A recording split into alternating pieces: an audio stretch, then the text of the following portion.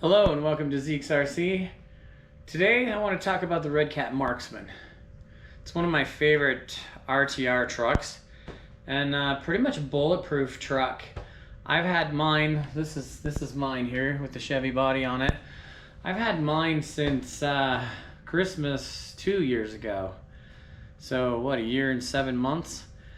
And I haven't broken anything on it yet. And I don't treat this truck too kindly. We go beat it up on a regular basis. So we do have another one here that belongs to my daughter. I've got it over here on the bench. I'll get the body off of it and we'll talk about it a little bit as far as pros and cons and what I like. So let's get going on this. Okay, here she is in a mostly stock form. We do have some Proline trenchers. They're 2.2s. These things are almost 6 inches tall. And some Amazon beadlocks. And then there's the wheel weights that I do in the front of this guy. And as far as other mods, this thing's got body bracing that we'll talk about here in a minute. That's what these are all about. But as far as other mods, the only other mod is this 2255 Traxxas servo in here. You gotta have a good steer servo on these. No Amazon cheapies are gonna make it on this truck. So but other than that, this guy's in stock form and they don't need to be modified. We got a Crawlmaster motor. I don't remember the turns on this, but it must be 30 or 35 because it works really well. Mine, that's a year and 7 months old, is still running the stock motor, guys. I haven't burnt my motor up yet. 1080 ESC, completely stock.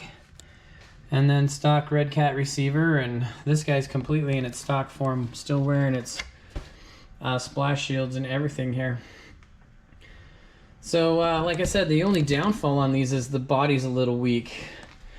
I'll show you my stock body and why we did this to this one. So this was a fairly new truck. Well, it was a brand new truck, and they bought it, and I took all this, I built all this bracing for my previous body after I started to have the roll cage come through this body here. So an aluminum plate here, and then some bracing from the chassis to the plate to keep the cage just from crushing down through the Lexan or whatever this guy is here. I guess it's Lexan because it's one of those thin bodies. But yeah, this is my stock body over here. I painted this to look like my real Jeep. I had a Jeepster Commando back in the day that had flames on it like this and whatnot. I'll show you right here. It's on my wall. She's right there.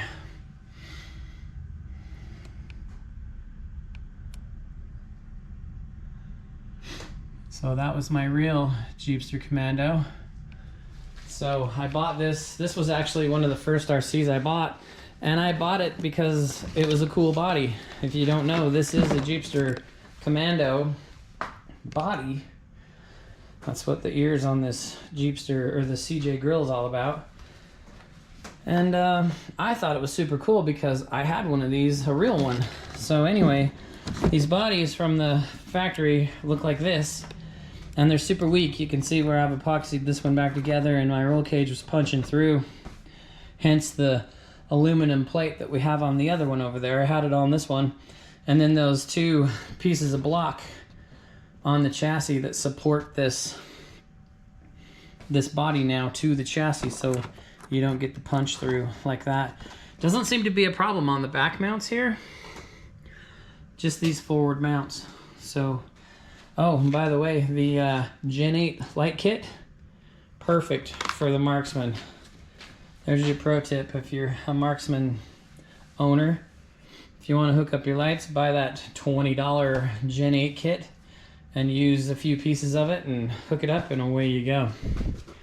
So anyway, that's what this big aluminum plate's all about here. That's screwed, the roll cage is screwed to it. And then it rests, you can see where it rests on these blocks, and it keeps that cage from punching down through. But yeah, like I said, this guy's in stock form other than the wheels and tires. And you gotta have a serious steer servo in these, especially if you're gonna run these 6-inch 2.2s. But man, I've beat mine like a redheaded stepchild, and it's taken it. So let me clean this one up, and I'll get mine over here and we'll talk about it. Okay, here's mine. It has a Traxxas High Trail K10 body on it currently, which fits the wheelbase quite nicely. I did have to do some trimming. Made this one longer here and trimmed out the fronts there. And it still rubs it up into here and whatnot, but it's not bad enough. Oh, and I had to trim the grill area there, but the High Trail body looks sweet on it. And if you're a Chevy guy, that rear end just looks like a corporate 14 bolt too. Super cool with that tailgate and that rear end. It looks scale, looks real. Anyway, so body off of this one. Traxxas light kit that's not hooked up. Anybody knows how to power a light kit from a 1080, leave me a comment below. There's that Gen 8 light kit that I was telling you about that powers the previous body. I could probably hook my Traxxas body into this, or the lights into this, and I'd probably be just fine. I'll have to explore that. Haven't tried that yet. But 1080, and even in the stock location here, there's my stock motor from a year and 7 months ago. And I have there's my servo. Pick your servo of choice, but you gotta have a fancy servo in these if you're gonna run these in the front, because you need a good servo to turn these big old tires. Super Swamper, Pro Line, and then just Amazon. And this has got, I'm running even the Pro Line foams in this. I don't even have to do dual stage foams or anything in this, and it's been a great truck. I mean, I haven't even broken a body mount on this truck. Nothing. I guess I'm on my second set of bumpers, but you can see I've done a bumper mod to this and cut it clear out and trimmed it and cut it all the way back in so I can tuck this bumper far in as I can, which helps with the departure and then the approach as well. This guy's tucked in as far as I can get it. You can tell that from here where I've Frenched it in against the frame there. And then this guy as well on the back. But anyway, you can tell that this truck has seen battle. All my drive links, suspension links, drive line, all that stuff is just shiny from being beat. And this truck just takes it, guys. I have not, knock on wood, I have not broke anything on this yet.